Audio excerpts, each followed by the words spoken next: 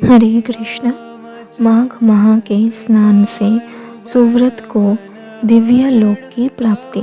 वशिष्ठ जी कहते हैं, राजन सुनो, मैं तुमसे सुव्रत के चरित्र का वर्णन करता हूँ। यह शुभ प्रसंग शास्त्रों श्रोताओं के समस्त पापों को तत्काल हर लेने वाला है। नर्मदा के रमणीय तट पर एक बहुत बड़ा अग्रहार ब्राह्मणों को दान में मिला हुआ गांव था। वह लोगों में अकलंक नाम से विख्यात था। उसमें वेदों के ज्ञाता और धर्मात्मा ब्राह्मण निवास करते थे। वह धन धान्य से भरा था और वेदों के गंभीर घोष से संपूर्ण दिशाओं को मुखरित किए रहता था। उस गांव में एक श्रेष्ठ ब्राह्मण थे जो सुव्रत के नाम से विख्यात थे। उन्होंने संपूर्ण वेदों का अध्ययन किया था। वेदार्थक वे अच्छे ज्ञाता थे। धर्म शास्त्रों के अर्थ का भी पूर्ण ज्ञान रखते थे। पुराणों की व्याख्या करने में वे बड़े कुशल थे। वेदांगों का अभ्यास करके उन्होंने तर्कशास्त्र, ज्योतिष शास्त्र, गज विद्या, अश्वविद्या, 64 कलाएं, मंत्र शास्त्र, संख्या शास्त्र तथा योग शास्त्र का भी अध्ययन किया था। वे अनेक देशों की लिपियां और नाना प्रकार की भाषाएं जानते थे। यह सब कुछ उन्होंने धन कमाने के लिए ही सीखा था तथा लोभ से मोहित होने के कारण अपने भिन्न भिन्न गुरुओं को गुरु दक्षिणा भी नहीं दी थी। उपायों के जानकार तो थे ही, उन्होंने उक्त उपायों से बहुत कुछ धन का उपार्जन किया। उनके मन में बड़ा लोभ था, इसलिए वे अन्याय से भी धन कमाया करते थे। जो वस्तु बेचने के योग्य नहीं है उसको भी बेचते और जंगल की वस्तुओं का भी विक्रय किया करते थे। उन्होंने चांडाल आदि से भी दान लिया, कन्या बेची तथा गौ, तिल, चावल, रस और तेल का भी विक्रय किया। वे दूसरों के लिए तीर्थ में जाते, दक्षिणा लेकर देवता की पूजा करते, वेतन लेकर पढ़ाते और दूसरों के घर खाते थे। इतना ही नहीं, वे नमक, पानी, दूध, दही और पकवान भी बेचा करते थे। इस तरह अनेक उपायों से उन्होंने यत्नपूर्वक धन कमाया। धन के पीछे उन्होंने नित्य नैमित्तिक कर्म तक छोड़ दिया था। न खाते थे न दान करते थे। हमेशा अपना धन गिनते रहते थे कि कब कितना जमा हुआ। इस प्रकार उन्होंने 1 लाख स्वर्ण मुद्राएं उपार्जित कर ली। धनोपार्जन में लगे लगे ही वृद्धावस्था आ गई और सारा शरीर जर्जर हो गया। काल के प्रभाव से समस्त इंद्रियां शिथिल हो गई। अब वे उठने और कहीं आने जाने में असमर्थ हो गए। धनोपार्जन का काम बंद हो जाने से स्त्री सहित ब्राह्मण देवता बहुत दुखी हुए।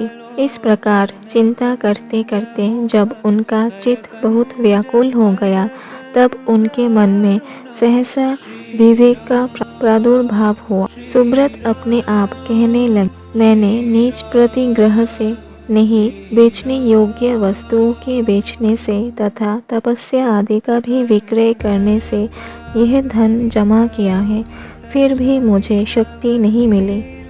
मेरी तृष्णा अत्यंत दुस्सह है। यह मेरु पर्वत के समान असंख्य सुवर्ण पाने की अभिलाषा रखती है। अहो, मेरा मन महान कष्टदायक और संपूर्ण कलेशों का कारण है। सब कामनाओं को पाकर भी यह फिर दूसरी नवीन कामनाओं को प्राप्त करना चाहता है। बूढ़े होने पर सिर के बाल पक जाते हैं, दांत टूट जाते हैं, आँख और कानों की शक्ति भी क्षीण हो जाती है, किंतु एक तृष्णा ही ऐसी है जो उस समय भी नित्य तरुण होती जाती है। जिसके मन में कष्टदायिनी आशा मौजूद हो, वह विद्वान होकर भी अज्ञानी है, अशांत है, क्रोधी है और बुद्धिमान होकर भी अत्यंत मूर्ख है। आशा मनुष्यों को नष्ट करने वाली है। उसे अग्नि के समान जानना चाहिए। अतः जो विद्वान सनातन पद को प्राप्त करना चाहता हो, वह आशा का परित्याग कर बल, तेज, यश, विद्या, सम्मान, शास्त्र ज्ञान तथा उत्तम कुल में जन्म, इन सब को आशा शीघ्र ही नष्ट कर देती है। मैंने भी इसी प्रकार बहुत कलेश उठाकर यह धन कमाया है। वृद्धावस्था मेरे शरीर को भी गला दिया और सारा बल भी हर लिया। अब से मैं श्रद्धापूर्वक परलोक सुधारने के लिए प्रयत्न करूँगा। ऐसा निश्चय करके ब्राह्मण देवता जब धर्म के मार्ग पर चलने के लिए उत्सुक हुए, उसी दिन रात में कुछ चोर उनके घर में घुस आए। आधी रात का समय था। आततायी चोरों ने ब्राह्मण को खूब कसकर बांध दिया और सारा धन लेकर चंपत हुए। चोरों के द्वारा धन छीन जाने पर ब्राह्मण अत्यंत दारुण विलाप करने लगा। हाय, मेरा धन कमाना धर्म, भोग अथवा मोक्ष किसी भी काम में नहीं आया। ना तो मैंने उसे भोगा और ना दान ही किया। फिर किस लिए धन का उपार्जन किया? हाय हाय, मैंने अपने आत्मा को धोखे में डालकर यह क्या किया। सब जगह से दान लिया और मदिरा तक का विक्रय किया। पहले तो एक ही गौ का प्रतिग्रह नहीं लेना चाहिए। यदि एक को ले लिया तो दूसरी का प्रतिग्रह लेना कदापि उचित नहीं है। उस गौ को भी यदि बेच दिया जाए तो वह 7 पीढ़ियों को दत्त कर देती है। इस बात को जानते हुए भी मैंने लोभवश ऐसे पाप किए हैं। धन कमाने के जोश में मैंने एक दिन भी एकाग्रचित होकर अच्छी तरह संध्योपासना नहीं की।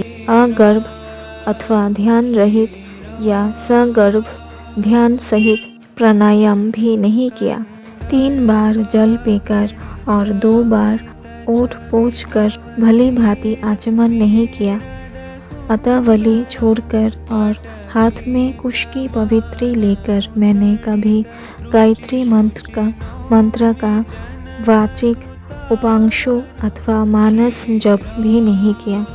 जीवों का बंधन छुड़ाने वाले महादेव जी की आराधना नहीं की। जो मंत्र पढ़कर अथवा बिना मंत्र के ही शिवलिंग के ऊपर एक पत्ता या फूल डाल देता है, उसकी करोड़ों पीढ़ियों का उद्धार हो जाता है। किंतु मैंने कभी ऐसा नहीं किया। संपूर्ण पापों का नाश करने वाले भगवान विष्णु को कभी संतुष्ट नहीं किया। 5 प्रकार की हत्याओं के पाप शांत करने वाले पंच यज्ञों का अनुष्ठान नहीं किया। स्वर्ग लोक की प्राप्ति कराने वाले अतिथि के सत्कार से भी वंचित रहा। सन्यासी का सत्कार करके उसे अन्न की भिक्षा नहीं दी। ब्रह्मचारी को विधि पूर्वक अतिथि के योग्य भोजन नहीं दिया। मैंने ब्राह्मणों को भांति भांति के सुंदर एवं महीन वस्त्र नहीं अर्पण किए।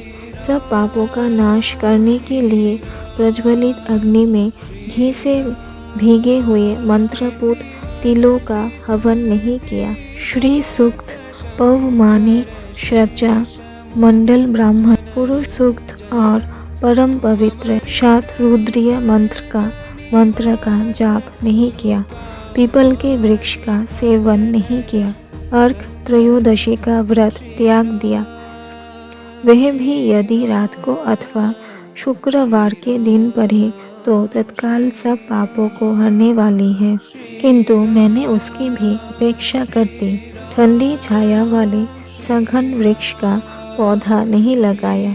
सुंदर शैया और मुलायम गद्दी का दान नहीं किया। पंखा, छतरी, पान तथा मुख को सुगंधित करने वाली और कोई वस्तु भी ब्राह्मण को नहीं दान दी। नित्य श्राद्ध, भूत बलि तथा अतिथि पूजा भी नहीं की। उपयुक्त उत्तम वस्तुओं का भी लोग दान करते हैं। वे पुण्यों के भागी मनुष्य यमलोक में यमराज को, यमदूतों को और यमलोक की यातनाओं को नहीं देखते, किंतु मैंने यह भी नहीं किया। गैयों को ग्रास नहीं दिया, उनके शरीर को कभी नहीं खुजलाया। कीचड़ में फंसी हुई गौ को जो गोलोक में सुख देने वाली होती है, मैंने कभी नहीं निकाला। याचकों की उनकी मुँह मांगी वस्तुएं देकर कभी संतुष्ट नहीं किया। भगवान विष्णु की पूजा के लिए कभी तुलसी का वृक्ष नहीं लगाया। शालग्राम शिला के तीर्थभूत चरणामृत को ना तो कभी पिया और ना मस्तक पर ही चढ़ाया। एक भी पुण्यमयी एकादशी तिथि को उपवास नहीं किया। शिवलोक प्रदान करने वाली शिवरात्रि का भी व्रत नहीं किया। वेद, शास्त्र, धन, स्त्री, पुत्र, खेत और अटारी आदि वस्तुएं इस लोक से जाते समय मेरे साथ नहीं जाएंगी। अब तो मैं बिल्कुल असमर्थ हो गया, अतः कोई उद्योग भी नहीं कर सकूँगा। क्या करूँ, कहाँ जाऊँ? हाय, मुझ पर बड़ा भारी कष्ट आ पड़ा। मेरे पास परलोक का राह खर्च भी नहीं है। इस प्रकार व्याकुल चित्त होकर सुव्रत ने मन ही मन विचार किया, अहो, मेरी समझ में आ गया।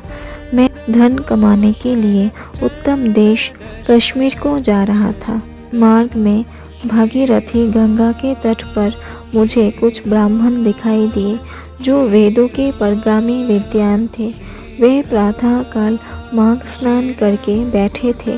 वहाँ किसी पौराणिक विद्वान ने उस समय यह आधा श्लोक कहा था, मोघ माघे निमग्न सलिले क्षुषिते विमुक्त पापस्त्री दिव्य।